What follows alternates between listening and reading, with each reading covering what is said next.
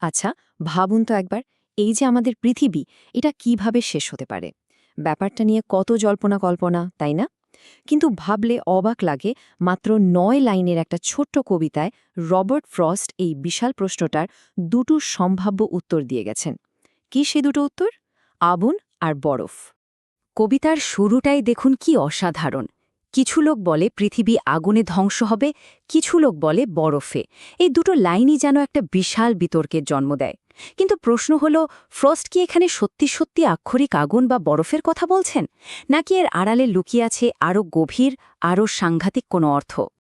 তো চলুন, এই আলোচনাতে আমরা ঠিক এই প্রশ্নটারই উত্তর খোঁজার চেষ্টা করব।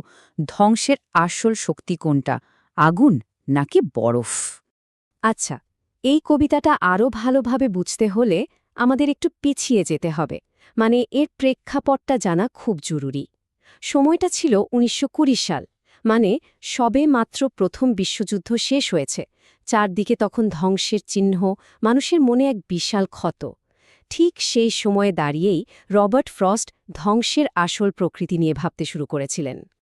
আর এখানেই লুকিয়ে আছে কবিতাটার আসল রহস্য, এর চাবিকাঠি। দেখুন, এখানে আগুন আর বরফ কিন্তু শুধুই দুটো প্রাকৃতিক জিনিস নয়। এগুলো আসলে আমাদের ভেতরের দুটো ভয়ঙ্কর শক্তিশালী অনুভূতির প্রতীক। আগুন, যেটা হলো আমাদের তীব্র আকাঙ্ক্ষা, লোভ বা লালসা।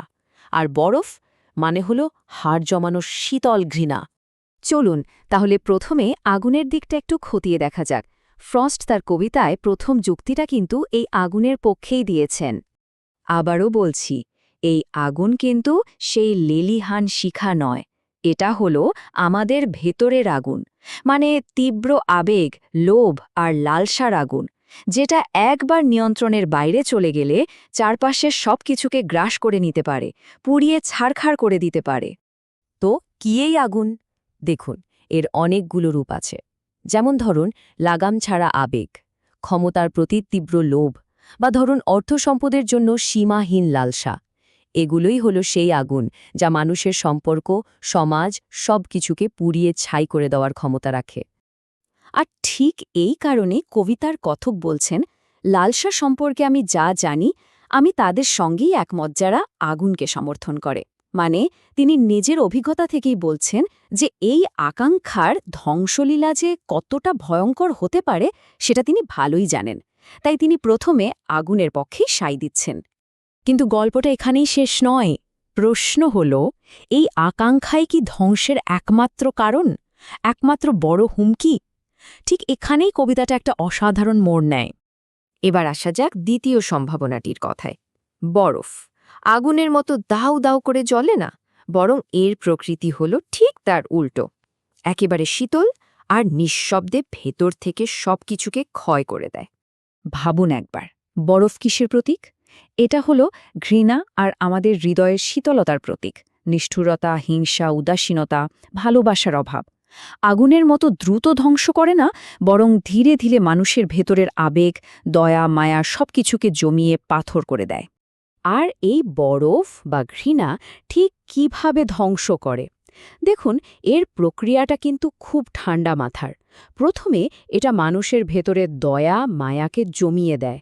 তারপর মানুষকে করে তোলে নিষ্ঠুর, অনুভূতিহীন। আর শেষে এটা ধীরে ধীরে মানুষের সব সম্পর্ক, সব যোগাযোগকে পুরোপুরি ধ্বংস করে দেয়। আর কবি ফ্রস্টও এই বরফের শক্তিকে কোনো অংশে কম মনে করছেন না। তিনি বলছেন, আমি মনে করি ঘৃণা সম্পর্কে আমি যথেষ্ট জানি, আর বলতে পারি ধ্বংসের জন্য বরফও যথেষ্ট। এখানে এই যথেষ্ট বা গ্রেট শব্দটা কিন্তু খুব গুরুত্বপূর্ণ। এর মানে হলো ঘৃণাও ধ্বংস করার জন্য আগুনের মতনই শক্তিশালী, আগুনের মতনই মারাত্মক। তাহলে দাঁড়ালোটা কি? একদিকে আগুন, অন্যদিকে বরফ, দুটোই মারাত্মক শক্তিশালী। কিন্তু এর মধ্যে খুবই শেষ কথা কি, চূড়ান্ত রায়টাকে? এই টেবিলটা দেখলেই পুরো বিষয়টা পরিষ্কার হয়ে যাবে। আগুন অর্থাৎ আকাঙ্ক্ষা ধ্বংস করে খুব দ্রুত, আবেগ দিয়ে সবকিছু গ্রাস করে। অন্যদিকে বরফ মানে ঘৃণা কাজ করে ধীরে ধীরে, সবকিছুকে শীতল আর কঠিন করে দিয়ে। ফ্রস্টের রায় দুটোই মারাত্মক। তিনি কোনো একটাকে বেছে নেননি, বরং দেখিয়েছেন যে দুটোই সমান বিধ্বংসী। আর এরপরই আসে কবিতার শেষ কথাটি, অ্যান্ড would suffice, মানে এবং যথেষ্ট হবে। ভাবুন কি সহজ দুটো শব্দ, কিন্তু এর মানেটা কত গভীর। এর অর্থ হল এই পৃথিবীকে শেষ করে দেওয়ার জন্য দুটো শক্তির দরকারই নেই, যে কোনো একটা একাই যথেষ্ট। প্রায় ১০০ বছরেরও বেশি আগে লেখা এই কবিতা, কিন্তু আজও এটা কেন এত প্রাসঙ্গিক বলুন তো? কারণটা হলো এই কবিতাটা আমাদের এমন একটা চিরন্তন সত্যের কথা মনে করিয়ে দেয় যা কখনো পুরনো হয় না। আর সেই সত্যটা হলো আমাদের সবচেয়ে বড় বিপদটা আসলে বাইরে কোথাও নেই, আছে আমাদের নিজেদের ভেতরে। এটাই ফ্রস্টের মূল বার্তা। তিনি সতর্ক করে দিচ্ছেন যে ধ্বংসের আসল বীজ লুকিয়ে আছে আমাদেরই ভেতরের দুটো অনিয়ন্ত্রিত আবেগে, একদিকে তীব্র আকাঙ্ক্ষার আগুন আর অন্যদিকে হিমশীতল ঘৃণা। এই পুরো আলোচনার শেষে একটা প্রশ্ন কিন্তু থেকেই যায়। আজকের এই পৃথিবীকে যদি আমরা দেখি, তাহলে কোন শক্তিটাকে বেশি ভয়ঙ্কর বলে মনে হয়? আকাঙ্ক্ষার লিলিহান আগুন, নাকি ঘৃণার জমাট বাঁধা বরফ? এই উত্তরটা বোধহয় আমাদের সবাইকেই নিজের মতো করে খুঁজে নিতে হবে।